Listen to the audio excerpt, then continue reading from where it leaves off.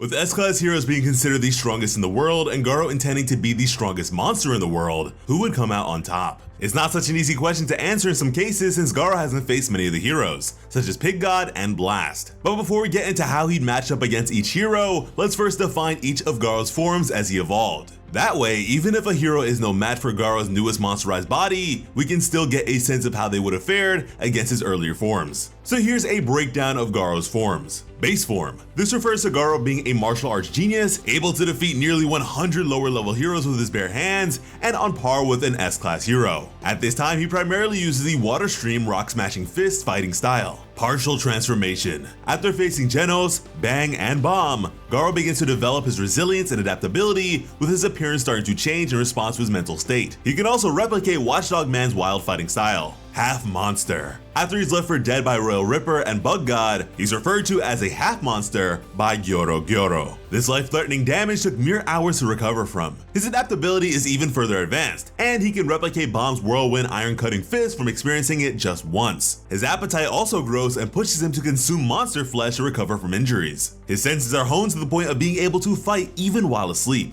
Awakened Garou. This form is when his body turns more and more monster-like, and he can easily overpower most heroes and dragon-level monsters with very little effort. His body recovers in minutes at this point and no longer requires sustenance. He uses the combined fighting style of Bang and Bomb's martial arts along with the more brutal exploding heart release fist. His limiter has also broken to allow for unlimited growth, and Garou's mind is in a kind of daze while he evolves. He can also create after images through his speed. Fully monsterized. Garou's techniques are now complete as he defeats Sage Centipede, and he takes on a much larger monster form to face Saitama next. He creates his own martial arts called Monster Calamity Godslayer Fist, while still being able to apply a dozen other fighting styles. His regeneration allows him to regrow body parts after he loses his hand, and it is here that Garou claims he is a disaster level god. Now with that out of the way, since there's been some swapping of places between heroes depending on how much they participate in life-threatening hero work, they will instead be ranked in order of how well they would do against Garou, and the order might surprise you more than you think. But before we get into this exciting list of heroes, be sure to drop a like and subscribe to the channel with notifications on, because when it comes to bringing you some of the best One Punch Man content on the platform, Plot Armor has you covered.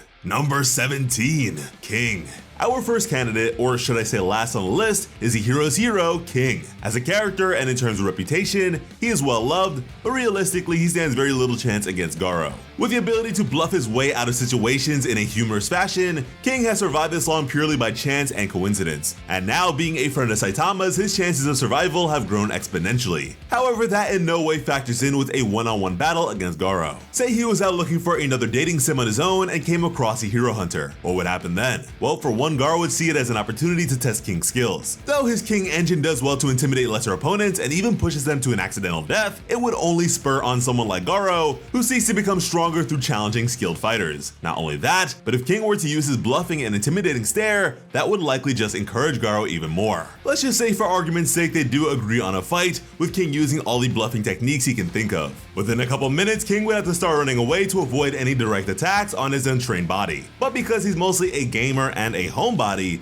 King has extremely poor cardio skills. Even worse would be if he had to run upstairs to get away from Garou. Pretending to go to the bathroom like King did with G4 wouldn't have much success either, because I can't really imagine Garou letting him go off by himself. He'd be impatiently waiting outside the stall door, tapping his foot. The only option left for King to survive against Garou would be to prostrate himself in front of the hero hunter, like he had planned in the face of Homeless Emperor's overwhelming power. Either way, King would be heavily injured while Garou would barely have a scratch on him, unless King's luck went into overdrive and dropped a meteor on Garou somehow. And if it wasn't clear already, this is King against base form Garou. He would stand no chance against him when he begins to monsterize. Unfortunately for King, life is not a video game. Number 16, Metal Knight. Up next, we have one of the older heroes in the S-Class ranking, Metal Knight, aka Dr. Bofoy. If we look at his achievements, Metal Knight is a very capable scientist who creates defensive and offensive weapons not only for himself, but for the Hero Association. The structure he built for HQ survived Boros' ship attack during the Alien Conquerors arc, while the surrounding area was completely destroyed. He is also rumored to have a robot army at his disposal, and took Boros' ship to develop new technologies for himself. Aside from Metal Knight's intellect though, not much else is known about him. Even the Hero Association has no rating on him in terms of strength, endurance, or stamina. But it's clear that Dr. Bofoy, the man himself, wants to avoid direct confrontation with monsters and prefers to hide in his laboratory instead. In fact, after his robot is captured and taken apart by Orochi and the Monster Association, he goes deeper into hiding and even refuses to lend a hand to Child Emperor when he contacts him. The fear he experiences prevents him from attempting any further research or hero work during the raid on the Monster Association. Another weakness of his would be his refusal to team up with other heroes, like when Genos asks for his help. He insists on working alone or not participating at all. This leads us to wonder if he would use his robot army against a threat like Garou in order to protect his base and not have to get his hands dirty. I think this would be the case, but at the same time, if Garou were fully monsterized or even just awakened, it doesn't seem like Dr. Beaufoy would hold him back for very long. There's also the whole theory that people like Drive Knight have of Dr. Beaufoy hiding nefarious plans. He could either be working alongside the Monster Association or planning to take over the world with his robot army and his hidden arsenal of technological weapons that no one knows about. Not that this really changes the fact that if Garou comes across Metal Knight, he'd certainly want to engage him in battle. Would he want to fight a scared, possibly weak old man in his hideout though? Highly unlikely. It's possible that if Garou were to find out that Dr. Beaufoy had no fighting talents beyond the technology he created, it could save his life. The fight would be long, tedious even, with Garou having to face hundreds or thousands of machines, but it may not be much fun in the end. Or worst case scenario, the rumor about Dr. Beaufoy having an army is completely wrong,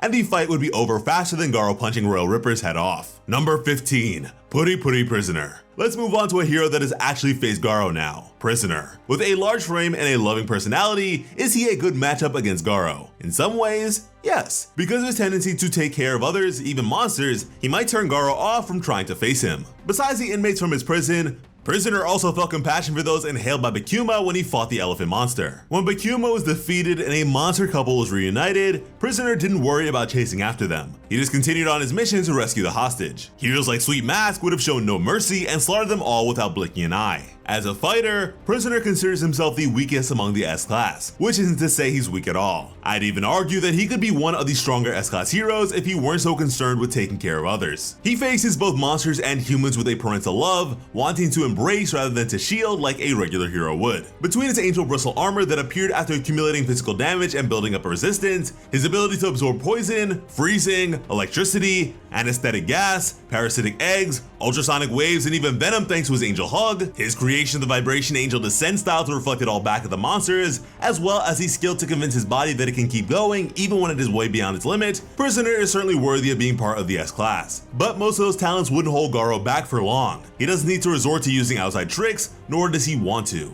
All he wants to use is his martial arts, his strength, and his strong will to keep fighting as long as it takes to win. A base form Garou without any damage might have been difficult for Prisoner to challenge, but there's still a chance he could have won with all his abilities combined. However, Prisoner does not have the privilege to encounter Garou at his base form, nor even when he only began monsterizing. He faces Garou while he is unconscious and deep in his fourth form inside the Monster Association. For us who have been following Garou's journey up to this point, it is clear before the fight even starts who is going to win. Not only is Prisoner caught off guard because of Garou being chained and injured, but he has no idea the evolution the hero hunter has been through. On autopilot and not even using any of his flashy moves, Garou absolutely destroys the anime hero, and all we can do is hope for backup to arrive, which does in the form of Super Alloy Darkshine, but that comes later. At this point, Garou had already gone against the likes of Overgrown Rover and Orochi and survived, and even banned Joseph Lee when he encountered the Monster Association's guard dog. Sadly, there is just no way Prisoner would defeat Garou beyond his lower forms, and that might still require help from A-Class heroes. Number 14. Tank Top Master. Here we have another hero who has gone against Garou, but with mixed results this time. In case you need a refresher, at the beginning of his hero hunting, Garou came across Tank Top Master, as well as his followers and Charanko hiding behind a tree. From their first fight, Tank Top Master sensed that Garou was hiding something dangerous. It wasn't only about avenging his members. He needed to get rid of a threat that would rival most other monsters he'd gone up against. He wasn't wrong. During their fight, Tank Top Master surprisingly overpowered Garou with a tackle and a monstrous punch afterwards that left him bleeding from his nose and mouth. He intended to end the fight with the next attack when Moomin Rider jumped in because he thought it unethical for him to fight other humans. With that interruption, Garou won by using his strongest move at that point, Water Stream Rock Smashing Fist, that he'd learned from Fang.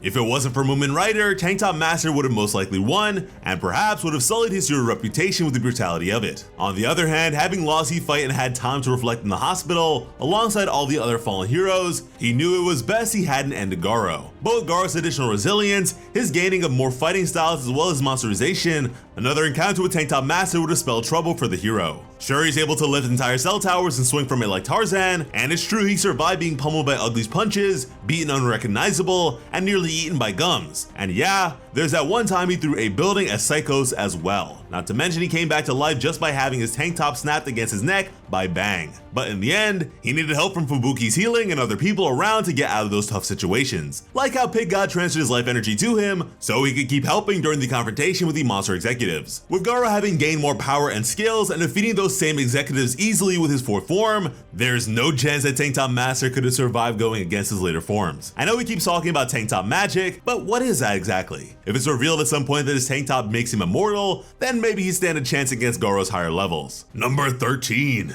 Super Alloy Darkshine. At his core, Super Alloy Darkshine is just a guy who was tired of being skinny and weak and eventually became massive and extremely strong through bodybuilding. In a way, he's similar to Suiru. They both never met someone they couldn't beat with their skills, and because of that became overconfident and underestimated opponents. For Darkshine, he knows his body inside and out. There isn't a part of himself that he hasn't worked on and paid close attention to. When Destro Caluridium tries to pierce his hard skin, it is impossible even with his steel drills. As a massive section of a building breaks off and comes crashing towards him, he barely reacts as it breaks in half over his head and shoulders. He even shrugs it off like it was just dirt falling. He's also shown lifting an entire section of a train and using it during the battle against the Monster Association. Additionally, if a monster is low level enough, he just has to run by them and they die without him even needing to throw a punch. But the real question still stands, how would he do against Garou? Well, lucky for us, he does face him within the Monster Association as he is trying to defend Puri Prisoner from his attacks. This is, once again, when Garou is close to reaching full monsterization and is in his awakened form. At this point, Super Alloy Darkshine is confident he can take down Garou because of how easily he took down previous monsters. He does manage to take a barrage of attacks from Garou and even rams him through a wall, but this is still when Garou was unconscious. In other words, he wasn't using any planning or counterattacks. His body was just moving on its own and defending itself, likely because a self-preservation switch had triggered from being overwhelmed by Orochi and Rover. Eventually, when Garou does wake up thanks to Super Alloy Darkshine shoving him into a wall, the real fight begins. He easily dodges and counters the attacks now, and Super Alloy Darkshine has to resort to expanding himself and his muscles, towering over the Hero Hunter like a monster himself. Internally, Garou thinks a direct hit from this larger form would mean instant death for him, but he does take it and obviously he does not die. Darkshine's attack breaks all the bones in his ribs and chest cavity in an instant, but somehow Garou survives. This is when Darkshine's true weakness kicks in. If he doesn't believe he can win, he starts to lose power. The more confident he was in himself, the better he was doing. But now, seeing as Garou survived a ferocious attack from him, he's starting to doubt himself. As he uses Super Alloy Bazooka to try and take Garou down, it's no use. The Hero Hunter is evolving and has broken his limiter thanks to Darkshine. His attacks are now faster and sharper, feeling like dozens of martial artists striking at the same time. As the barrage continues, it is clear Super Alloy Darkshine has lost all his confidence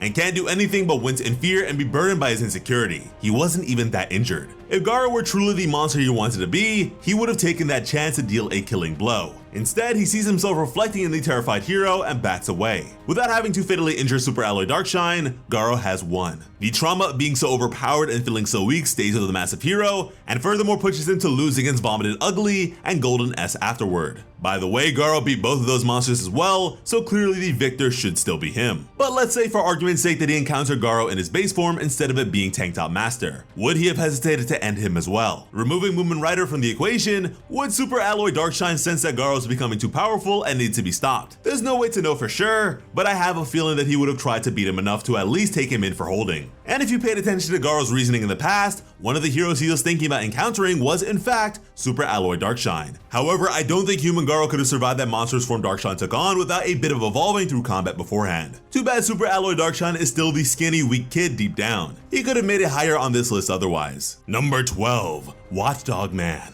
I know what you're thinking, why is Watchdog Man so low down on the list? Well, for one, he never leaves his territory, which is City Q. This means if ever Garou wants to confront the dog hero, he has to go to him specifically, and he has, in his beginner days as a hero hunter. But since Watchdog Man has never been defeated, and was used to fighting numerous attacks in his city with the average threat level being decently high, it was easy for him to chase an unprepared Garou away. During the monster raid on the surface, he effortlessly killed no less than 30 monsters and then sat atop the pile of their bones proudly. He was so reliable during that time that people evacuated from other cities and came to hide in his, knowing they'd be safe if any monsters showed up. Though he doesn't say much, Watchdog Man is a fierce and agile fighter. Despite being human, as far as we know, he employs a beast-like fighting style using all 4 limbs that is both powerful and fast. It was efficient against someone like Garou who had his background in martial arts, a human fighting style, whereas Watchdog Man fought more like an animal. At first, Garou underestimated him for this, assuming his style would be easily countered by a more sophisticated and thought-out fighting style. But he lost, and badly. Not only did he lose, but he was beaten off screen, with us only finding out through Garo's thoughts as he dragged himself away in pain.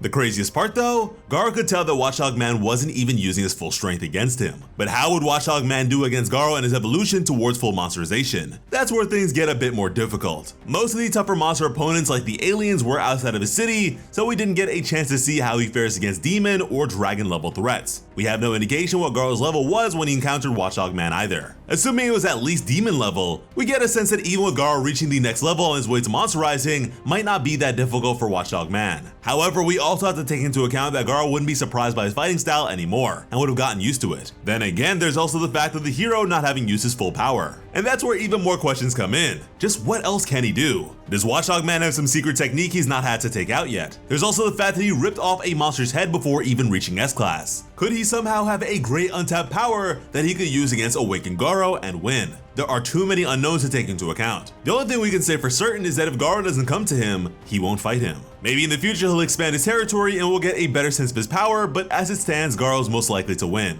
Number 11, Pig God. In a battle of resilience, someone like Pig God could fare very well, as long as he has an abundance of edible things nearby. And his definition of edible defies human logic as well. He can consume monsters, massive amounts of human food, venom, and poisons, and still be perfectly fine. Besides his unbreakable stomach, Pig God has highly developed strength and enhanced speed. Often, Pig God comes across enemies who claim they can eat as much if not more than he can, like the Great Food Tub, and most of the time they cannot. Interestingly, Garou also has a huge appetite that helps replenish his stamina and heal him when he's heavily injured, as seen when he orders a steak and then dashes out of the restaurant without paying. But let's use Pig God's battle against another big eater to theorize on their battle. Gums, one of the executives of the Monster Association, came for Pig God and tries to consume him whole, the same way the hungry hero usually does with monsters. Not only was Gums' body larger than his, but he seemed to be nothing but said stomach. He had no face to speak of and didn't seem to care about anything beyond eating. Pig God, when faced with such a similar opponent, was able to show off what separated the two. For one, after he was swallowed, he managed to break out of the massive stomach and free himself. Afterwards, the fight turned into something of a sumo wrestling match. Though the majority of the fight was not shown,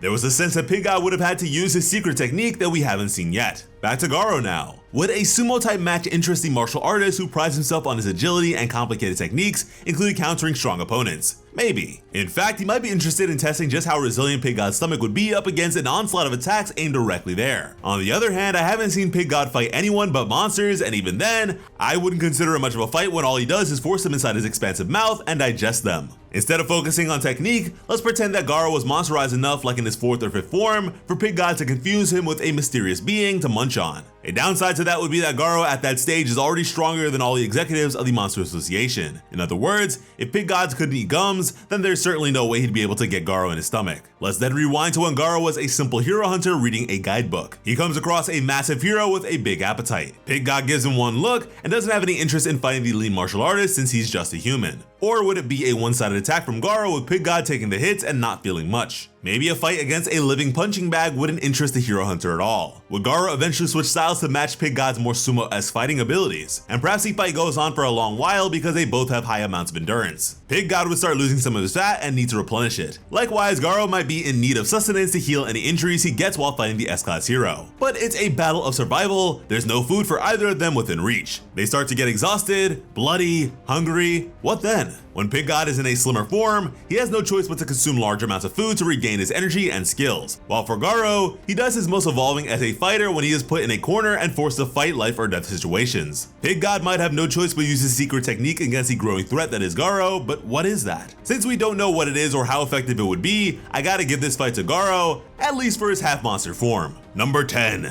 Genos. Here we arrive at the newest edition of the S-Class heroes, Demon Cyborg himself. At first, Genos' response to being overwhelmed by a monster's power, such as with Mosquito Girl, was to self-destruct in order to end the fight, disregarding his own life. In his later fights, Genos realizes that ending his life also means cutting short his chance to save more people in the future. But how does Genos fare against other opponents after understanding the importance of survival? Well, he's had some exciting wins like his battle against G4, which ended with him getting new parts to upgrade himself. And although he openly admits that super fast opponents are a problem for him, like Speedo Sound Sonic or Awakened Cockroach, he found a solution in the way of glue to slow them down. Eventually, he has to face the ever speedy Garou. Lucky for him, the hero hunter had already faced a team of well-coordinated A-class heroes and accumulated quite some damage, as he'd also been trying to protect Tadeo from being killed. And doesn't that sound pretty similar to how Genos was melted when he blocked the little girl? Genos was now facing Garou, who partially transformed. Interestingly, Garou had said prior to Genos' arrival that if the A-class heroes had called for an S-class to help them, the fight would have gone differently. With Genos having learned new ways to fool enemies, he tricked Garou to be hit point blank with a blast of his cannon. And as much as Garou says he's good at dealing with machinery and especially breaking it, that doesn't help him much in his confrontation with Genos. In fact, most of Genos' parts are removable and equipped with his new upgrades. His body can be repaired and replaced for the most part, besides maybe his face, brain, and heart. But even that is questionable. The fight was frankly easy for Genos until Bang showed up and insisted he needed to take care of his people on his own. And later, when Garou was taken away by Phoenix Man, Genos intends to kill the hero hunter, which causes Bang to look upset. And we'll come back to this later when we get to the master-student relationship. Having lost a chance to continue the fight, no winner can really be decided, but consider this. Genos gains more upgrades, such as being able to cooperate with other robotic heroes like Drive Knight, and altering his body to be heavily geared towards attack power and not balanced. Though the later modification only helps him in shorter battles, what if he were to use his new and improved battle power against a stronger Garou? Would it even injure the monsterized man? At the very least, if Genos had come across a hero hunter prior to his monsterizations, I'm sure he would have come out on top. But as it stands, with his increasing survivability and relentless will to keep fighting, Genos doesn't stand much of a chance. He himself curses his non-human body sometimes for his weakness. And considering the kind of world the One Punch Man is, I think Genos is right to feel that way. Number 9. Flashy Flash. As one of the fastest characters in the series, Flashy Flash prides himself not only on his ninja skills, but his speed. Referred to as a speedster, this character is not only fast, but even leaves after images and overcomes the fastest of opponents. In the same way, when Garou reaches further into his monsterization, he is able to surpass himself and leave after images as well. If we consider just how fast Flashy Flash is, even other ninjas from other villages can't keep up with him. So much so that another ninja hero who had seen him slice a group of monsters in front of our eyes couldn't even see it happen. Even heroes like Atomic Samurai were outdone by Flashy Flash's speed when using a sword. Later, we get another sense of how fast the speed hero is when he has to face his two seniors along with their monsterized forms. As humans, their level is equal to demon threats, but when they transformed, they were both dragon level monsters. We can't overlook the fact that they were still getting used to their powers, but regardless, not many heroes can go up against two dragon level enemies and come out on top. While in their human forms, they even admit that he's superior to them, and has no disadvantages that they can see in terms of ninja techniques and power. In the end, Flashy Flash slices the two ninjas clean in half and leaves them for dead as he continues on his way after using Flashy Slash. In terms of speed, this ninja is clearly one of the fastest, but he comes to realize that there are still others above him. Besides Saitama, Blast, and Awakened Garou, even Platinum S can surpass his top speed. Not only does this hurt his pride as a speed ninja, but it makes him have to consider what else he should focus on in order to be successful. With Garou fully in his awakened state, Flashy Flash and Platinum S began a three-way battle. Unfortunately, having lost his weapon, our effeminate speedster cannot last as long as the other two and gets knocked out of the fight by Platinum S. It was honestly a feat in and of itself that he managed to hang on for that long, especially since Garou begins using his Monster Calamity, God Slasher Fist, his own style to fight against them, the pinnacle of his martial arts knowledge. Were Flashy Flash still equipped with instant death, his precious sword, would he have lasted longer? If it were only Garou and him fighting, would he stand a better chance of winning? Considering the ease with which Garou ended Platinum S in his battle against the mysterious being, I don't think it would have changed much. Had Garou been in his earlier stages, I think it would have been a different story. Likely, base form Garou would have been a piece of cake since he gained more speed the more he monsterized. Plus, Flashy Flash has a number of ultimate techniques he could have tried out on Garou to ensure he won. Although standing no chance against Garou's awakened self, at least he was fast enough to be praised by Saitama, whose top speed is still a mystery. Number 8. Drive Knight. Let's dive into another technological hero. Drive Knight, sporting a multifunctional robotic body, names his multiple forms after chess terms and pieces. That alone gives us a sense of how much this hero thinks and plans during each battle to guarantee the optimal conclusion. Of his forms, the ones we've seen on display are Chariot, Knight, and Gold, which he used to end his battle against Nyan. The gold form of Drive Knight employs extreme heat that not even the dragon level monster can handle. With a body that can easily be repaired and modified to fit most situations, Drive Knight doesn't seem to have many weaknesses. His robotic body can also produce a number of abilities such as poison gas and acid when needed. Among his feats, he is yet to be defeated in battle, similarly to Watchdog Man, and he easily kills 7 monstrous beings during their raid on the surface. But that's not all. Due to not much being known about Drive Knight, he is unpredictable in battle and can overwhelm most enemies. At the same time, being an intellectual hero, he also knows his success against Nyan was because he collected sufficient data. Drive Knight, if nothing else, would never underestimate an opponent unless he thoroughly studied them beforehand. In fact, he doesn't mind letting other heroes die if it increases his chance of victory against monsters. Along with those strengths, Drive Knight can also function for dozens of hours without taking a break, but that also leads him to being unable to move afterwards due to needing to recharge. Thankfully, if there's enough electricity around, say the destroyed city's power current, he can use that to refill his energy for a short period of time, and if that isn't enough, he can combine with other robotic types such as Genos to continue battling. But Drive Knight in this scenario we're creating will be fighting on his own with only his body.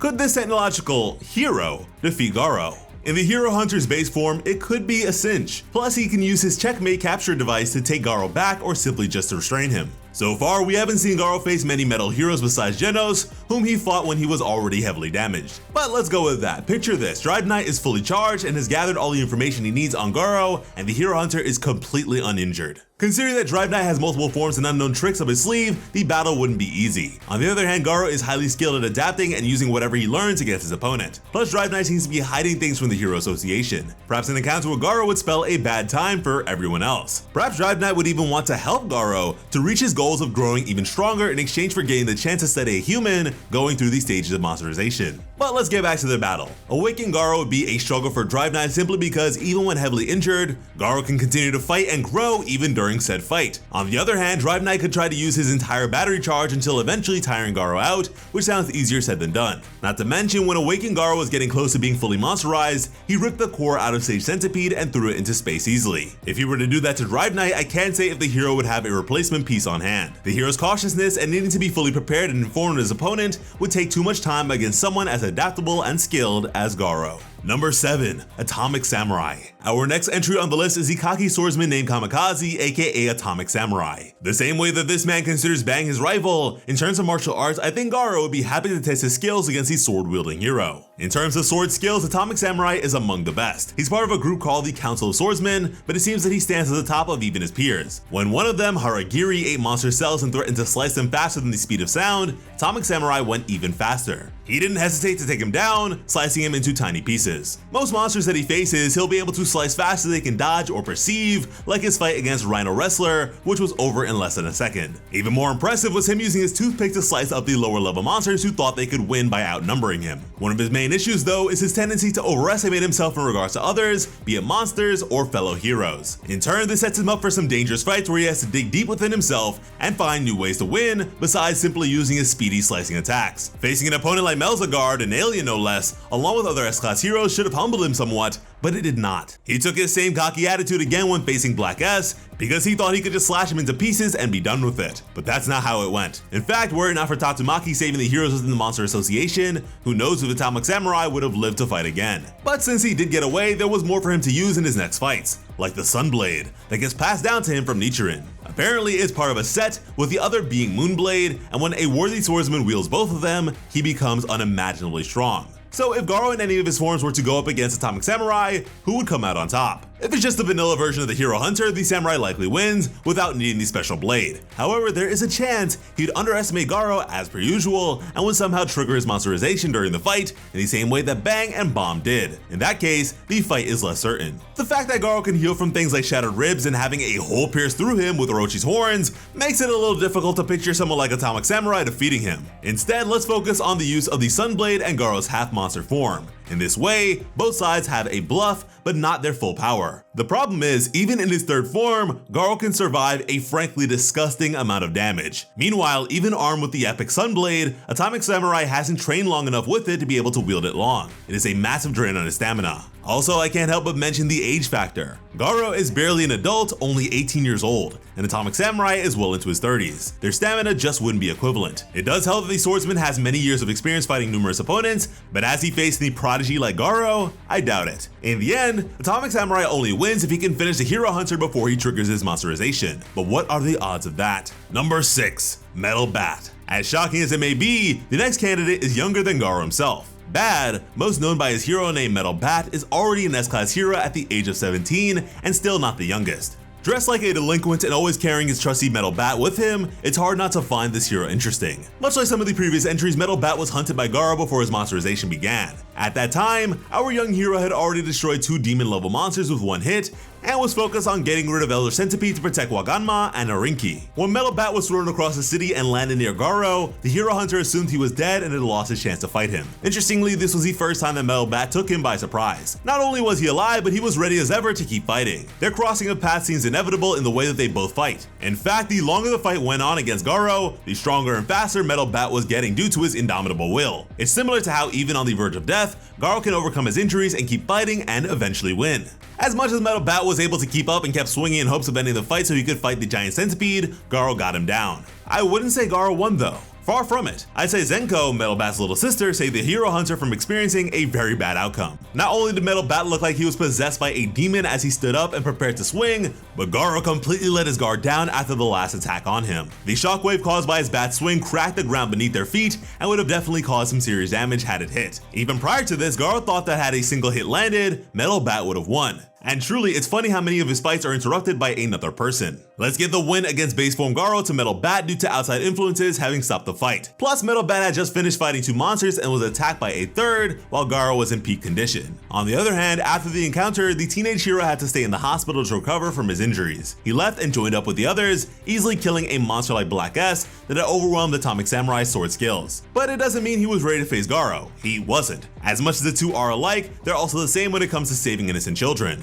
So instead of fighting, they end up working together against Sage Centipede. But without Garou creating a resonance for Metal Bat to grow stronger and build up his resilience, I don't think he would have been able to face a massive monster. Their fighting wills work off of each other and make them stronger. Now, does that mean it would also push them to new heights if they were facing each other? I think so. But at this point, Garou is already awakened and on his way to being fully monsterized. And there's no chance for an injured Metal Bat to go up against a monster like that. The only way I can see Metal Bat coming out on top is if he were to evolve at the same speed as Garou through his will. It doesn't seem like Metal Bat has the same kind of healing factor as Garou since it requires him days instead of hours to recover from injuries. Too bad he doesn't have a way to build that up. Number 5. Silver Fang Bang. We move on now to one of the oldest heroes in the S-Class, the 81-year-old Silver Fang. Going mostly by Bang, but also referred to as the greatest treasure of martial arts, it's easy to see why Atomic Samurai chose him as a rival. There's a lot of history between Garou and Bang, seeing as the hero hunter used to be his top student. Because of that, there's also a lot of instances where they face each other. One of the most important moments in their relationship was Bang beating Garou and kicking him out of his dojo, after he injured all the other students. The next time they fought, Garou had already faced a group of A-class heroes and Genos. He also didn't fight his student alone, having Bomb, his older brother, along for the confrontation.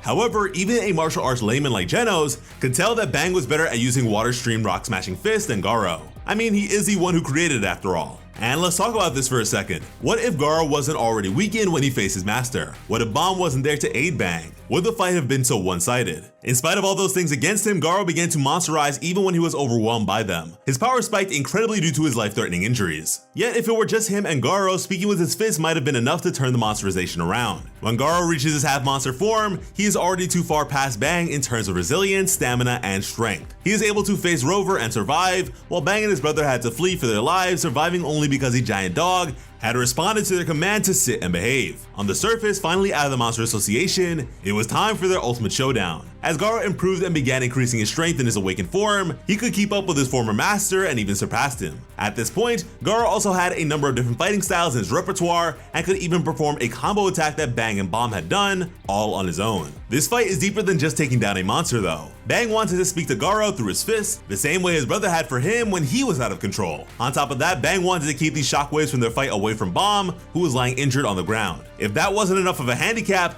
Bang also refused to use his old style, exploding heart release fist, knowing it would have been efficient at taking down this stronger version of Garou. It was also used to kill rather than subdue though, and he wasn't willing to do that. He chose instead to perform the attack his brother had used on him all those decades ago, but Garou was too fast and too young for it to work the same. He lost, but he did successfully get through to his student with his fists. Having faced Garou 3 times, Bang was the one most likely to overcome him, but still ended up losing. Beyond the things mentioned above, there was also the age factor, his back issues, and the knowledge that he was planning to retire as a hero at the back of his mind. There were just too many complications for it to be a simple fight. If, on the other hand, Bang would have been willing to put Garou down, it might have seen his victory. I say this with a certain amount of confidence, seeing as a hero hunter has very few weaknesses, but his master is one of them. If he wasn't, then Vomited Ugly wouldn't have ended up killed at Garou's hand. Also, if Bang were younger, even a decade or so, I think the confrontation between them would have gone very differently. Regardless, the fact that Bang was able to keep up with Awakened Garou closer to fully monsterized and in his 80s no less is beyond impressive. Number 4. Tatsumaki. The top Esper in the world, most likely, comes in at number 4 despite being second in S class. Tornado of Terror lives up to her name in many ways. Though she doesn't have any special move names or physical attacks to speak of, Tatsumaki doesn't need anything beyond her otherworldly psychic abilities. Physical attacks and strength mean nothing to her, and all she needs is the stamina and telekinetic power to defeat her opponents. Not only can she crush monsters like the giant octopus she faced,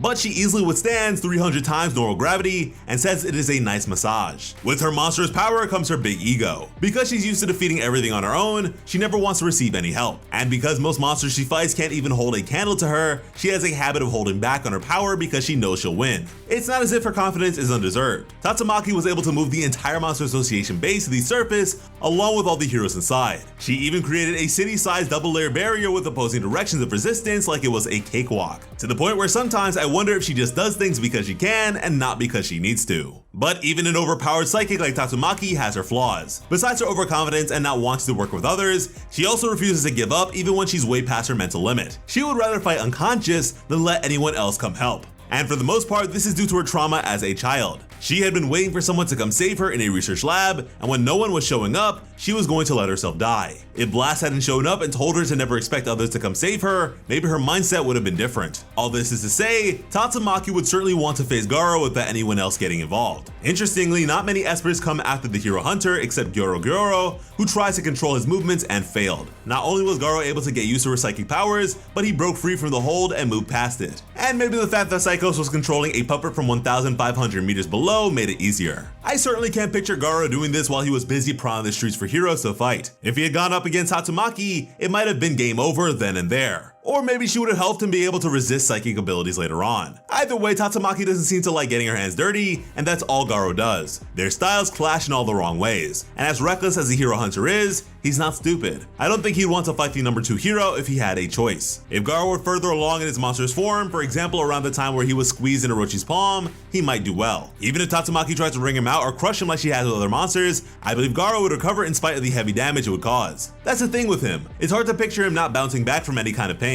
And later, almost fully monsterized, he is able to chop Sage Centipede, who was ridiculously tall mind you, in half, then I think he'd be able to face down Tatsumaki in his own way. Without the extensive injuries from Psychos and Orochi merging, Tatsumaki stands a better chance against Garou. And fully monsterized Garou, having overcome all the monster executives along with Fang, would definitely give Tornado of Terror a good fight. But who do you think would win in this battle of endurance? Number 3, Zombie Man. Finally, we have reached the top 3, and we have none other than the smoking, undying detective, Zombie Man. Armed with an axe and multiple guns, this former House of Evolution product has gone on to become one of the best heroes in the S class. If it wasn't for his escape from Dr. Genius a decade ago, who knows where Zombie Man would have ended up. But as it is, he's considered the Doctor's only successful immortality experiment. Now, what does that mean? Well, besides not dying from injuries that would be fatal to even the strongest heroes, it means he can put weapons inside his body. He can be attacked fatally 200 times and still survive. As long as he's not completely minced up, he can come back to life, which was confirmed by the creator of the series, One, in an interview. And he also said it took Zombie Man 15 minutes to regenerate a lost arm, but that seems to not be the case anymore, as this contradicts the fight he has up against the mob of monsters after facing Vampire Pureblood.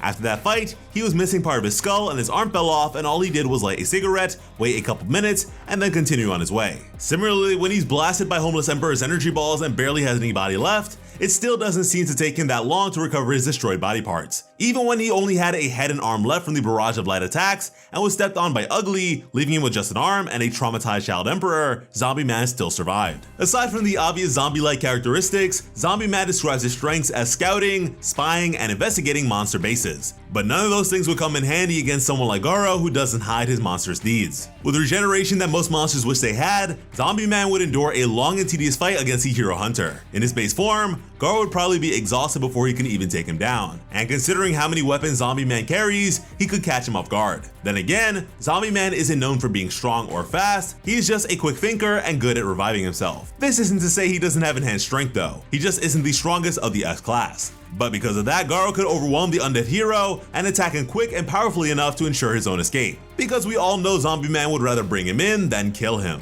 But as mentioned earlier, if Zombie Man isn't reduced to mincemeat, then he could still come back to life. It is just a matter of how long it would take. Also, would someone like Garou, who acts more villainous than he really is, be able to brutally kill a hero like that? He may look like a monster, but he's no Ugly. I just can't picture Garou waking up one day and deciding it is okay to pummel a hero into mashed potatoes to prove he's stronger. For that alone, I think Zombie Man could win. That would be the only way to end the fight, and Garou just doesn't work that way, not against another human. Although I will admit it was pretty brutal when he ripped off Bluefire's arm, but he never really went that dark again. Number 2, Blast. We're getting close to the top hero for Garou to beat. This time we have the ever mysterious Blast and his warp power. Faster than Flashy Flash, respected by Tatsumaki, and working alongside a mysterious group of heroes, Blast comes in second place against Garou. Even with barely anything known about him, just the fact that Blast far surpasses most heroes, and despite being semi-retired, constantly remaining in the number 1 spot, makes him deserving of this place on the list. As a hero, Blast is not only a physical type, super strength, speed, and stamina, but he has the additional power to create warp portals in time and space. He is very secretive and works alongside what look to be other heroes who seem to be in another world. And this is likely the main reason he is retired as a hero. He is too busy dealing with world-ending threats rather than citywide ones. And the fact that he knows about God and is constantly trying to keep him from interacting with people must take up a lot of time as well, especially since the entity can also shapeshift in order to speak with heroes like Tatsumaki. Rather than using other monsters as a reference, with Blast, his abilities would have to be compared to someone like Saitama. If he's anywhere near close to him in terms of speed or strength, then Garou would stand no chance. And who's to say he isn't with how little we know about him? For one, his work is way beyond the regular hero work of others who just deal with day-to-day threats. And the tasks of Blast seem to be similar to Saitama's when he had to destroy a meteor and an overpowered alien lord. Jumping way beyond base form Garou, let's skip right to Awakened Garou. Could Blast win? Seeing as we're lacking critical information on him, it's hard to tell. We do, however, know that Blast defeated Elder Centipede on his own when the monster was stronger and bigger. With nothing but giant monsters to go by, Garou was simply able to destroy Sage Centipede, who was even larger and stronger than Elder. But we also have to take into account that he also had some help from Metal Bat and their ability to empower each other. Either way, both Garou and Blast were able to overcome massive creatures. Since Blast is known for defending the world though, I think we just have to assume he'd be stronger than Garou in most forms, except maybe his fully monsterized one. But even then, it might be a close fight. If only we had more information about Blast. But to top the list, we have number 1, Child Emperor. With genius level intellect, his own laboratory, and the courage to face any fight, Child Emperor prevails. Besides being Dr. Beaufoy, Metal Knight's former assistant,